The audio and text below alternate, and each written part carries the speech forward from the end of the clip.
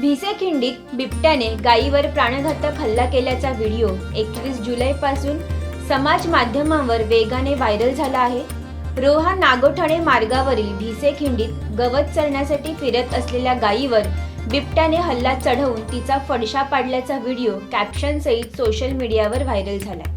महत्त्वाचे म्हणजे हा व्हिडिओ काढणारा आणि व्हायरल करणारा इसम देखील नागोठाणे येथील असल्याचा व्हिडिओ कॅप्शनमध्ये नमूद करण्यात आले आहे। त्यामुळे हा व्हिडिओ पाहिल्यानंतर या मार्गावरून नेहमीच प्रवास करणाऱ्या प्रवासी वर्गात घबराटीचे वातावरण पसरले होते। परंतु ही घटना भिसेखिंडीतील नसून परराज्यातील असल्याचा खुलासा वजा माहिती रोहा वनविभागाचे उपवनसंरक्षक अप्पासाहेब निकत यांनी दिली आहे।